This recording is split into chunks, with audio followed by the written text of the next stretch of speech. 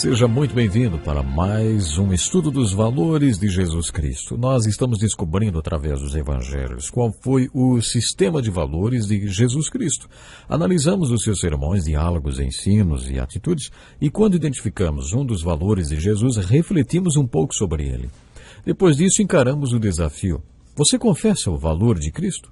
Você declara a mesma coisa que Jesus declarou sobre este valor? Em outras palavras, você adota para a sua vida o mesmo sistema de valores de Jesus? No programa de hoje, nós vamos falar outra vez sobre o valor que Jesus deu ao seu ensino. Já falamos sobre como Jesus valorizou o seu ensino em seu ministério.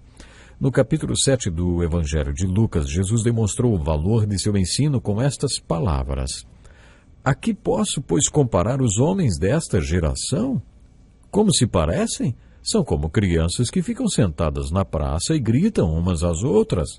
Nós lhe tocamos flauta, mas vocês não dançaram. Cantamos um lamento, mas vocês não choraram. Pois veio João Batista que jejua e não bebe vinho, e vocês dizem, ele tem demônio.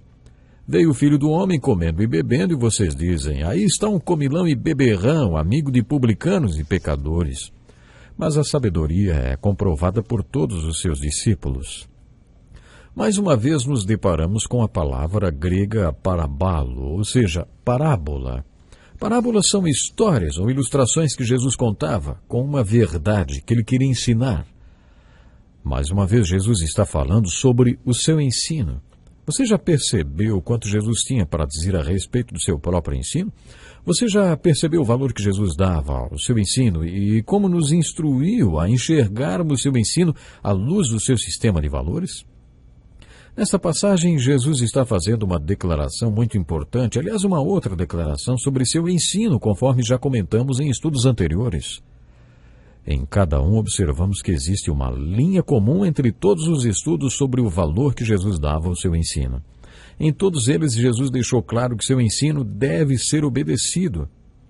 Em todos ele deixou isso bem claro. Como já vimos em estudos anteriores, Jesus disse que se entendermos que seu ensino deve ser posto em prática e realmente fizermos isso, esse ensino se tornará nosso sistema de valores, um fundamento para a nossa vida. Quando as tempestades e as adversidades da vida surgirem, continuaremos firmes porque passaremos por elas usando o sistema de valores baseado na compreensão e na aplicação do ensino de Jesus. A pessoa que tem sua vida firmada nos ensinos de Jesus não desmorona quando aparecem as tempestades e adversidades da vida. Esta pessoa não é derrubada por estas tempestades.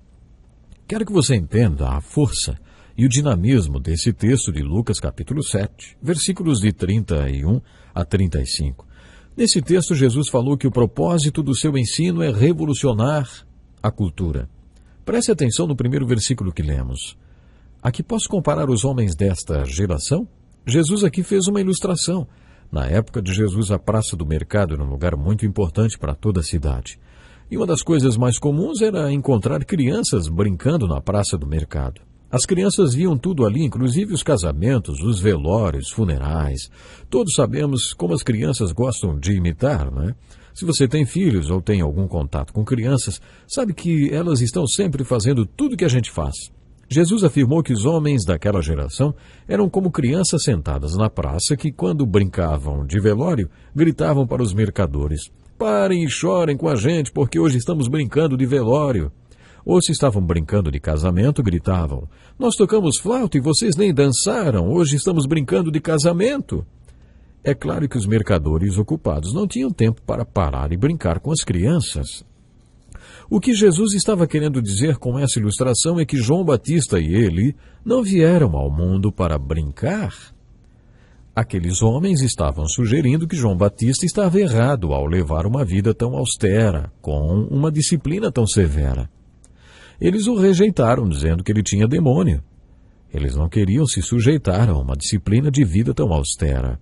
Jesus argumentou, veio João Batista que jejua e não bebe vinho, e vocês dizem ele tem demônio. Veio o Filho do Homem comendo e bebendo, e vocês dizem, aí está um comilão e beberrão, amigo de publicanos e pecadores. Jesus concluiu sua argumentação dizendo que a sabedoria de João Batista era comprovada por todos os discípulos dele. Em outras palavras, o que Jesus disse foi, a sabedoria se mostra pela resposta à verdade. Quando vocês respondem de maneira positiva à verdade ensinada por João Batista e por Jesus, estão mostrando que têm sabedoria. Se vocês respondem de maneira negativa, demonstram que não têm nenhuma sabedoria.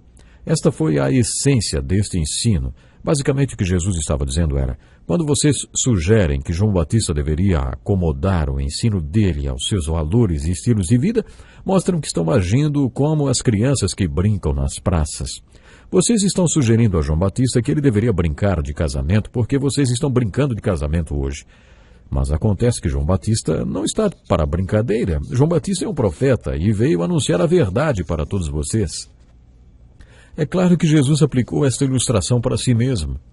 Ele tinha um estilo de vida diferente de João Batista. Era solto, livre, tranquilo.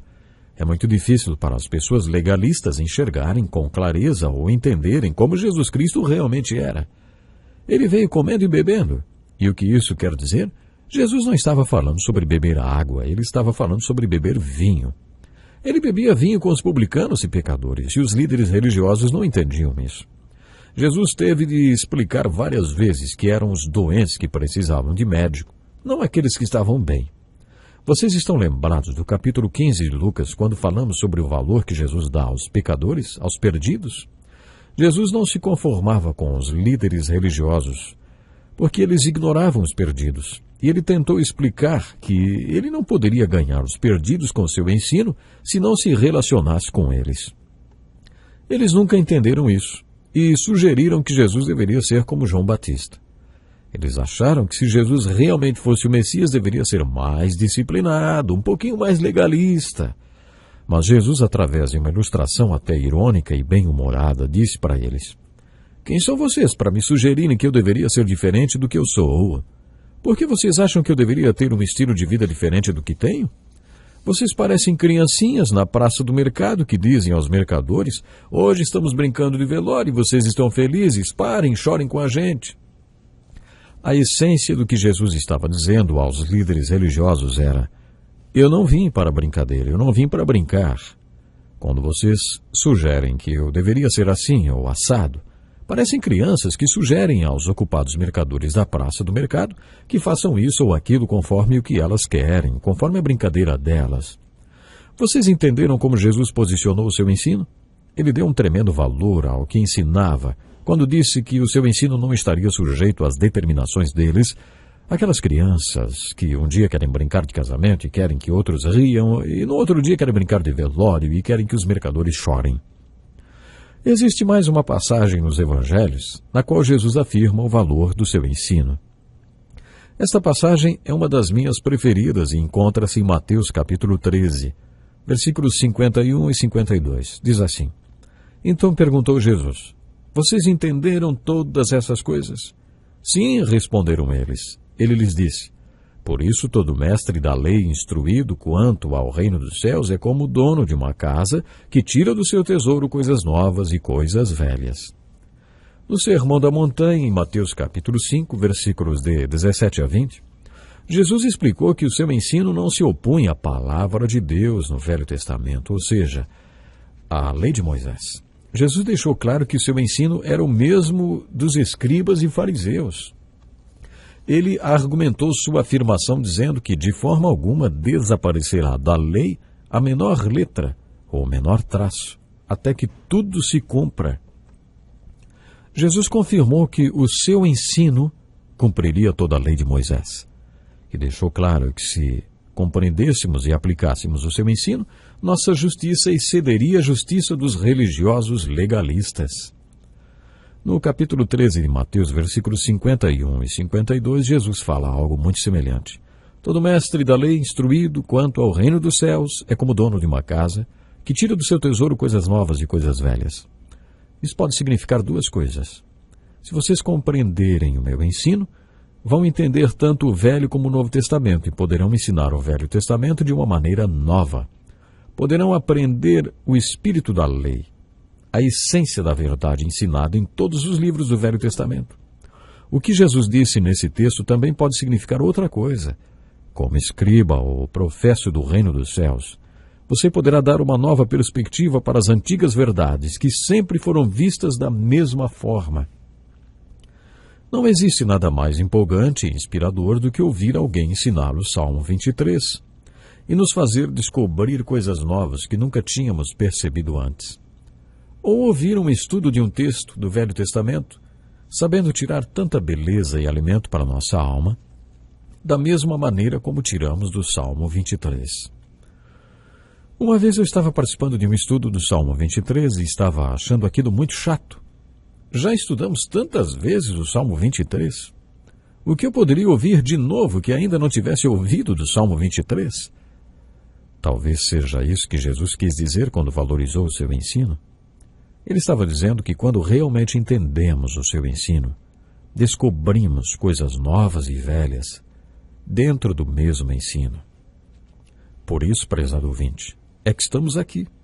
Estamos estudando, estamos aprendendo juntos a valorizar o ensino do Senhor Jesus.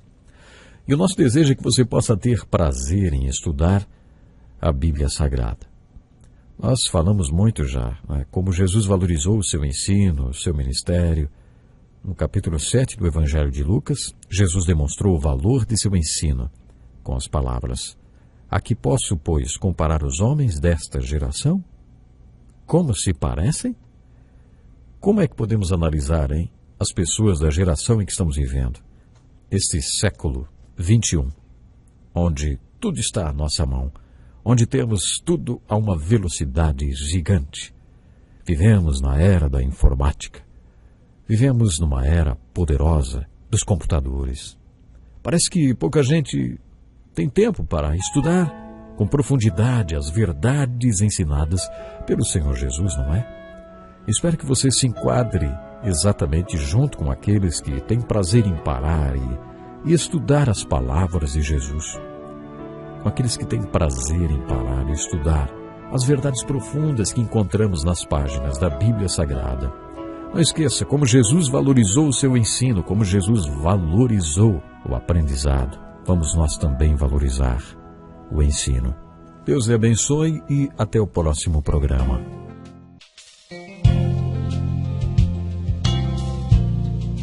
Este é um estudo escrito pelo Dr. Dick Woodward, na voz do pastor Edson Bruno. Até o nosso próximo encontro com a palavra.